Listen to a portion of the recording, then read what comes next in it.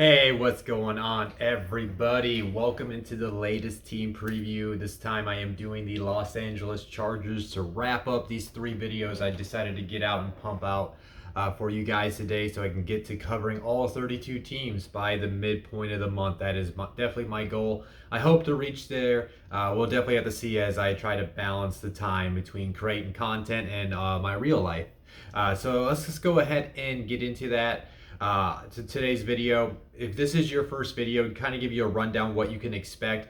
I'm gonna share my quick thoughts on the coach Brandon Staley for the Chargers. Then I'll take a look at the remaining cap space that Los Angeles has to work with, along with some notable players entering a contract year that have been on the team over the last couple of years.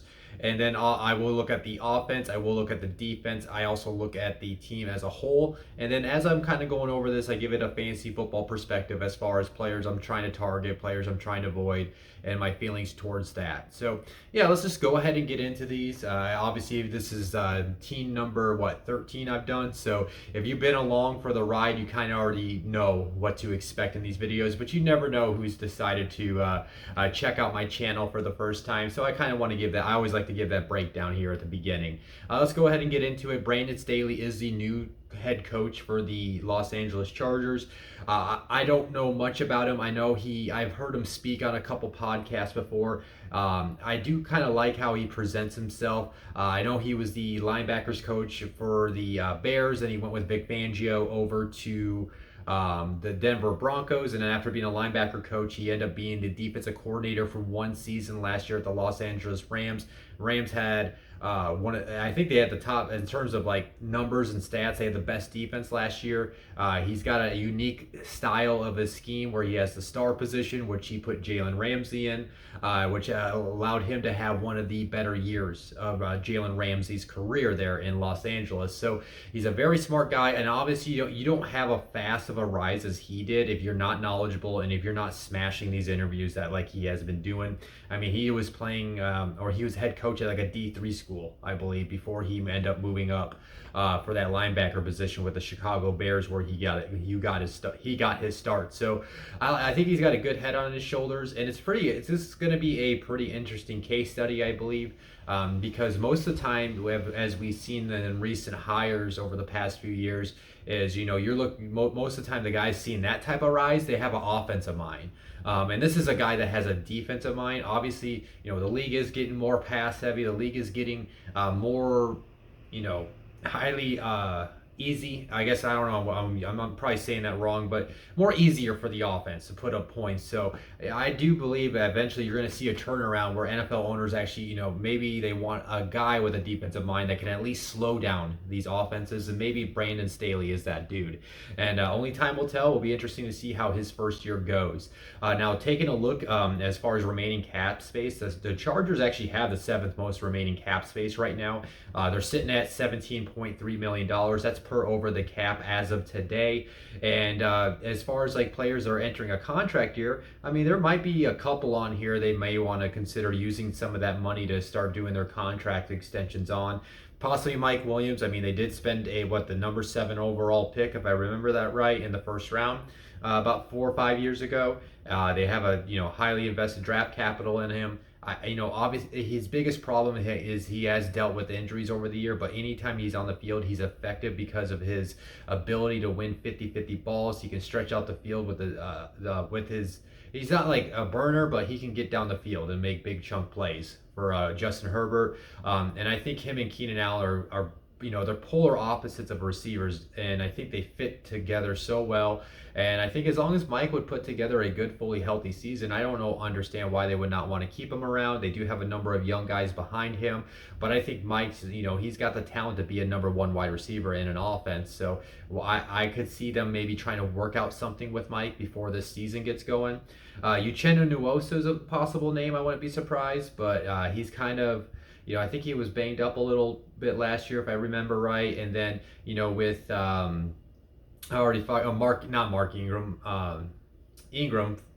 Ingram, with him leaving this past offseason, he has an opportunity to take full reins of that opposite side of Joey Bosa. So I don't really expect them to give him one, but he's a guy I think maybe that could be in their future plans. I like got older guys like Chris Harris Jr., Linval Joseph. I don't see them getting a contract extension prior. Now Kaiser White and Odea Boucher, they're kind of starters right now in the offense or offense and defense, but they're guys I think you could either find a replacement for or find even an upgrade for, in my personal opinion. I think they're good players, but I just don't think they're going to be like, getting a contract extension before the season. Those are guys I could see how they play, see their level of talent by the end of the year, and if you want to keep them, offer them a contract at the end of the year. So with that being said, Williams is a guy I think that I could see them doing it. Nwosu I'm kind of iffy on. So I mean, they got plenty of cap space if they need to go acquire anybody via trade, if they need to go acquire anybody via free agency. Spoiler alert, they definitely need some depth in that cornerback room. So maybe they look at somebody that's on the open market, or maybe that might be on the trade block, like a CJ Henderson or somebody like that, as that has been reported out of Jacksonville yesterday. But yeah, other than that, I'm going to go ahead and get into this. I'm going to go with the offensive preview. Now, these projected starters you're seeing, this is pulled from the Prospect Encyclopedia. That will be coming out here shortly once I get more details on that. And then my man Pat Pryor, you've seen his name up in my previous videos. He wrote that section of the encyclopedia. You can follow Pat at Pryor NFL. And he's one of the up and coming, I believe, analysts. You can get to know him and just give him a follow. Me and him like to get into it over some players every once in a while on Twitter. So, but yeah, this is let's start with the quarterback position. Oh, really quick before I move on, I always forget to remind people, if you do see a star next to any of these names, they're inside the Prospect Encyclopedia. That means they're from the last 3 draft classes and they have less than 12 career regular season starts. So these are guys that still got to gain that meaningful NFL starting experience. But yeah, going at the quarterback position, Justin Herbert is coming off the best rookie season we've ever seen at the at that position. He won the Offensive Rookie of the Year. He totally blew people's minds with his play. Most people were down on him, including me. I wasn't that super high on Justin. I saw the tools, but I didn't think he was going to be this good. And it's going to be very interesting to see if he can carry his play over into his sophomore year and avoid that sophomore slump, that second year lump in his career. And I think he's got a case to build upon it, because he's bringing back guys that he has chemistry with Keaton Allen and Mike Williams. They added Jerry Cook. He's going to have a healthier Austin Eckler. They did somewhat upgrade the offensive line this year, so he should not, because there's a lot of times he was running for his life after the snap last year. So that should help him, continue his play. Now, will we maybe see a means and regression? Maybe he doesn't get as many yards. Maybe he gets around the same amount of touchdowns, but he had a prolific year, that it's for a rookie. So,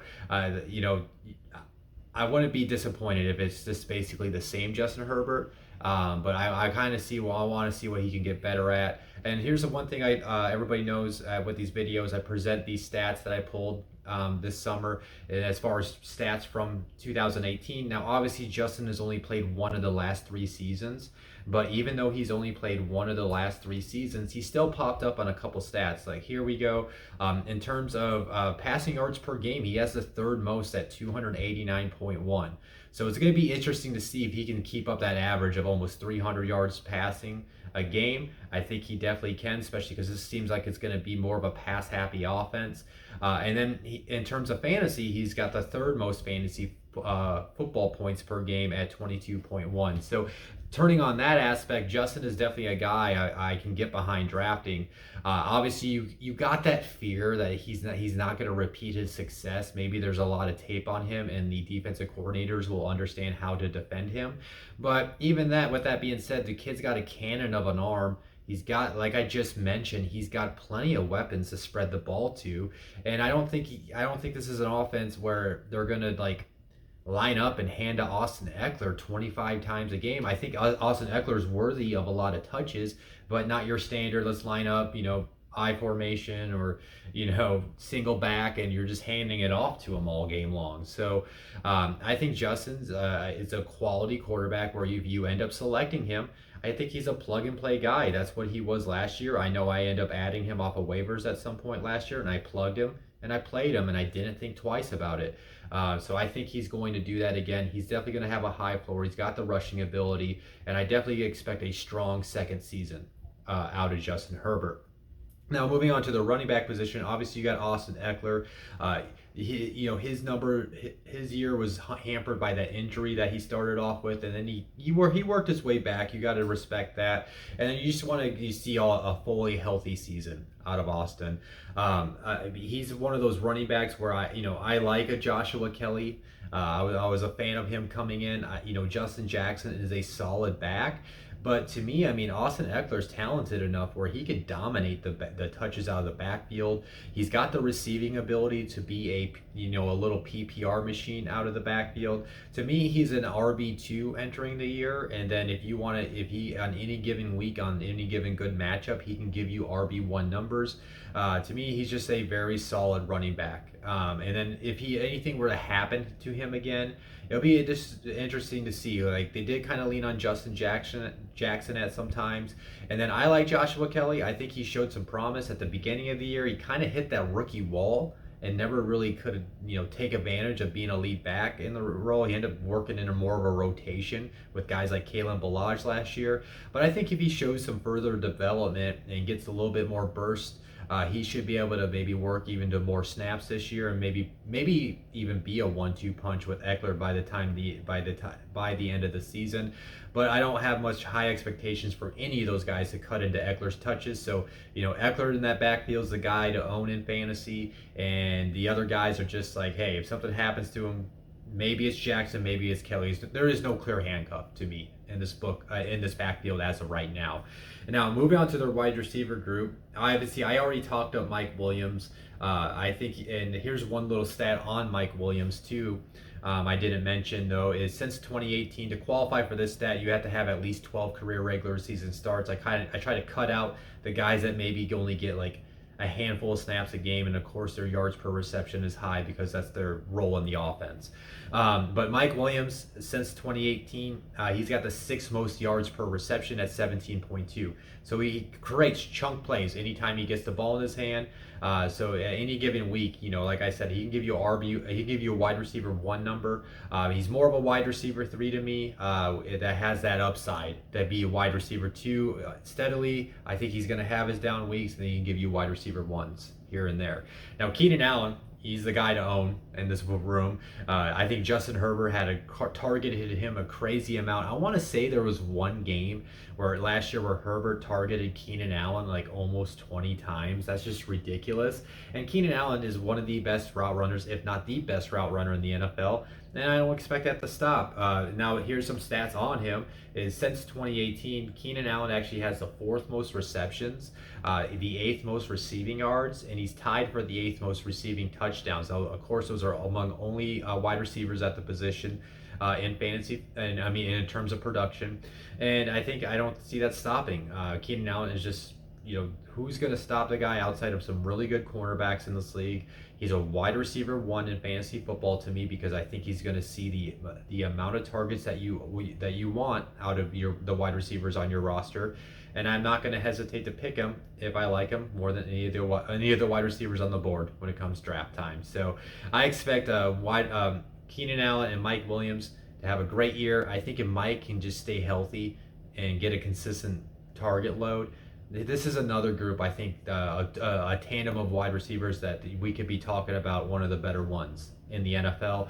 Now, taking a look at some of the other guys in their wide receiver core, Jalen Guyton is a guy I'm kind of interested in. I thought he flashed some ability last year as a field stretcher. He is entering year 3, so I'm kind of looking at him in those deeper fantasy leagues. I'm not trying to draft him at all, but he's a guy to keep an eye on, because I play like 14, 16 team leagues, so you gotta keep an eye on when you get into those type of thin of rosters, and definitely like maybe even dynasty for a future play. Now, they did draft Josh Palmer out of Tennessee, so that's Jalen Guyton's competition for snaps in the rotation. Sounds like he's having a good camp. Tyron Johnson showed some things as well last year. I like KJ Hill as a route running ability to work inside the slot, and they also have Joe Reed. So they got a number of guys that work in this rotation and supply Justin Herbert with plenty of guys that not only like that he can target, but they all have their own kind of unique skill set. They got field stretchers, they got route runners, they got the big body catcher in Mike Williams, and then they got some big bodies that he can throw the ball to in that tight end groups, which I might as well go ahead and dive into. They did bring Jared Cook over from the Saints. I know a lot of people is kind of sour when you say the name Jared Cook, just because he's been that guy in fantasy where you want to draft, but he's been so inconsistent. It's like he's definitely been one of the tight ends in terms of fantasy where if he doesn't get you a touchdown, he's probably going to let you down.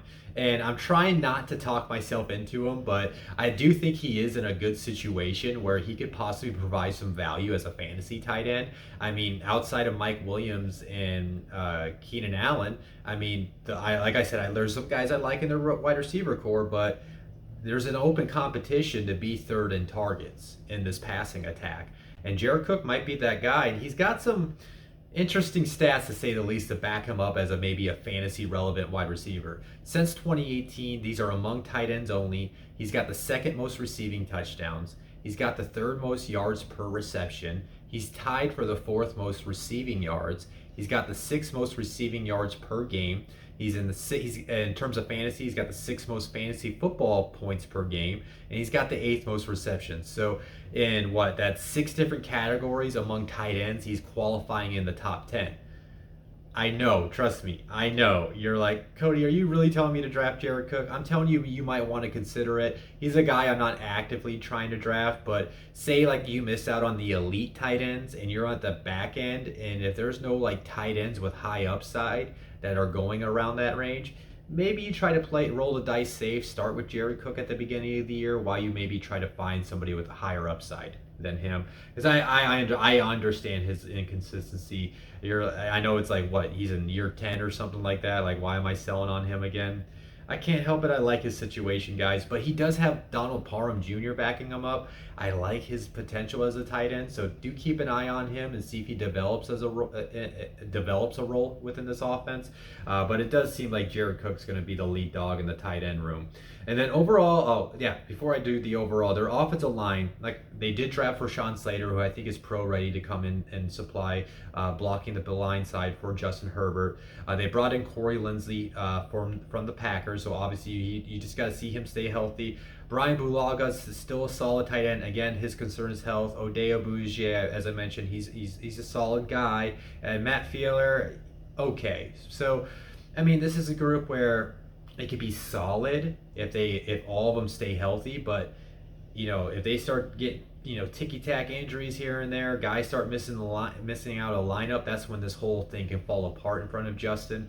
That's where I do have my concerns with the offense, is their offensive line. I think they got the left tackle situation figured out. Corey Linsley will get them by at the center position I forget how old he is, but he should at least be playing for another 5+ years. And then other than that, you got to hope that Boulagas at the back end of his career can stay healthy, and maybe they got to figure out the guards of the future. But I think it's solid enough if they stay healthy, and then I think he's got plenty of weapons.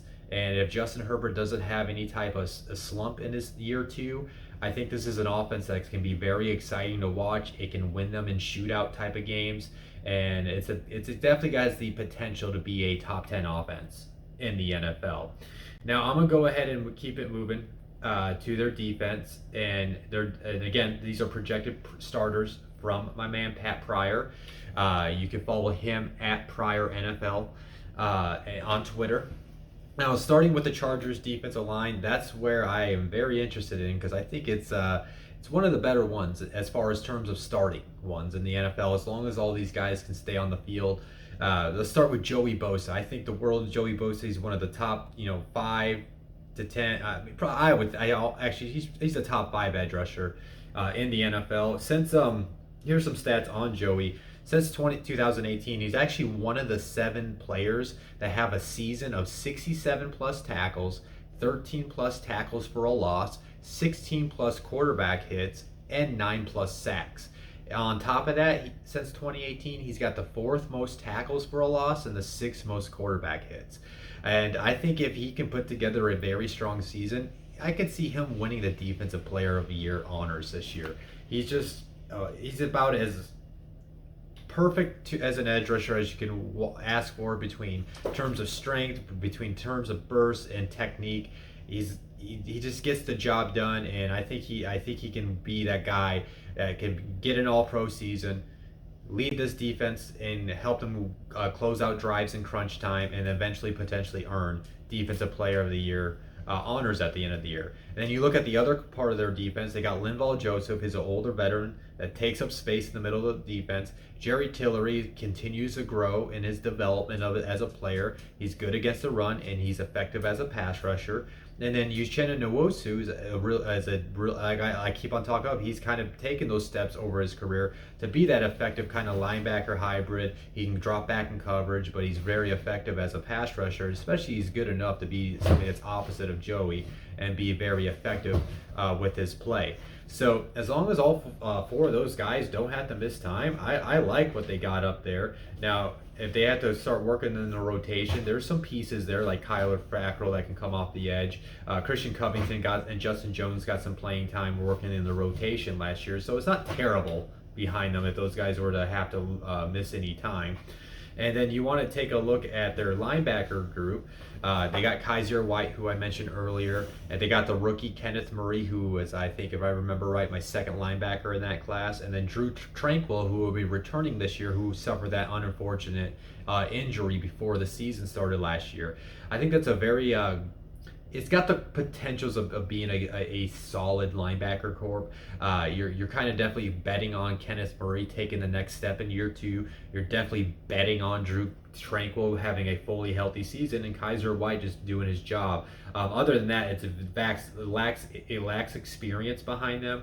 If injuries were to happen to that linebacker group, it's going to get ugly fast. I mean, as a whole, when you get away from that defensive front and you get into this linebacker group and you get into the secondary, both those groups severely lack depth. That's my concerns with the linebackers. And then moving into the secondary, I already talked about what I'm worried about the secondary is their depth. But if all these guys can stay on the field, they got the makings of a very high quality cornerback and safety group. Michael Davis, he has been solid. Maybe they can find an upgrade over him. Asante Samuel Jr., that name just makes me feel old, but he's going to be a very solid rookie coming in. So as long as he can deliver on his draft status, I believe it was second round, he can provide some value as a rookie. Chris Harris Jr. is just a very smart cornerback that's going to handle his business inside the slot. He can cover a Travis Kelce. I mean, it's going to be hard covering Travis Kelce, but he's got the capabilities of lining up against tight ends and really good slot wide receivers in the league. And then you look at their safety group, Nasir Adderley. I think he's going to have a huge year three. He was a top 5 safety for me in his class. And then Derwin James, just stay healthy, Derwin. Derwin has the capabilities of himself of winning Defensive Player of the Year honors. Now, this happened during his rookie season, so we haven't seen it in a while, but he is one of 10 players that have a season of 75 plus tackles, 12 plus pass deflections, and 3 plus interceptions since 2018. His versatility makes him so unique, and all we're asking for, is a healthy season from Derwin James. And if all these guys can, if they can all stay healthy, this has the making of a very top 10 defense. I already talked up the defensive front. I think I talked about this in previous episodes. I'll bring this up in this episode. I like defenses that can have playmakers on all 3 levels of the ball. Typically, if you have a playmaker on every single level, you're going to be at least a solid defense. Look at their defensive front. Joey Bosa, playmaker. Now what I'm betting on, Kenneth Murray. Can he be a playmaker? If he's not, maybe you can poke holes at the middle of the defense not having a playmaker. But I think Kenneth Murray can be a very good linebacker in this league. Let's see if he can start making some plays that can, forcing those turnovers, getting more tackles for a loss, and maybe getting some interceptions, pass deflections, stuff like that this year. And then their secondary, obviously Derwin James is a playmaker of the secondary, but I think Asante Samuel Jr. can help out. Chris Harris Jr. can help out. I think Nasir Adderley can help out. So I like what they got on the back end. They at least got playmakers for sure on the first two, on level 1 and level 3. Now I just want to see if Kenneth Murray can make that step. And if he can, this could be a very good defense. But in the end, this is the case with those poor Chargers every year. If injuries start to happen to this defense, they're going to get picked apart, ran all over, and they're going to get thrown all over all year long. That's the biggest thing. In terms of this team, now that's my offense and defensive preview. In terms of like overall for this team, I think this team has the makings of a very competitive team. A team that can push for a wild card spot if the ball bounces their way this season. I don't know if I really think they're going to push the Chiefs quite yet for the AFC West title. I just think it's going to take a lot for that to happen. They would be betting on the offensive line staying healthy all year. They would be betting on that defense to stay healthy all year. Now let's just say it does, maybe. But other than that, I think as far as the offense, I think Justin Herbert is going to be I think he's going to continue his growth, and I think we're going to see a very pass-happy offense that can keep themselves within shootouts. And as long as they got Joey Bosa and they got Derwin James, I think they have the makings of a very high-quality defense. This is a team I think say you throw health concerns out of the way. Say maybe they start to find depth for the cornerback room and the linebacker room before the season starts. Yeah, I can see this team being like 8-9, 9-8, getting to that 10-7, 11-6 record, and making it into the wild card. They definitely have. I don't see them, like I said, winning the AFC West, but this has the potential to make in the wild card. Again, it's just going to come down to their health, as it is always, every single year with the Los Angeles Chargers. But yeah, that's my video for today. I do appreciate you guys tuning in. Oh, again, I forget about this all the time, don't I, guys? Week 1, they got the Washington football team. If this is a fully healthy defense, I mean, I have not done my football team preview. I know they have the makings of a good offense, but Fitzpatrick, he has a history of turning the ball over, so I could understand a case if you want to draft and stream the Chargers defense against the Washington football team, week 1. But yeah, thank you guys for tuning into my video. I got 3 of these done today with the free time I had, and it was nice to get back to this for my first time in over a week. Again, I'm gonna keep on looking to pump these out. I'm gonna try my best to get them out at some point by the middle of August or middle of this month. My next team I will be doing tomorrow, which will be the Minnesota Vikings. That's actually going to be my first team that you're going to hear the projected starters on. That's the first team I'm talking about that I wrote a section in the Prospect Encyclopedia. Other than that, if you like this video, please hit the like button. Do me a favor, subscribe if you have it. It's my goal to get to 100 subscribers by the time the NFL season kicks off. Tell friends to subscribe, and I'll just keep on pumping these out. And if you ever want to reach out to me in terms of questions about football or just whatever, fantasy football, if you don't got my number, feel free to hit me up on Twitter. My follow on there is @CodyTalksNFL. And then other than that, guys, I'll see you on the Vikings video. See ya.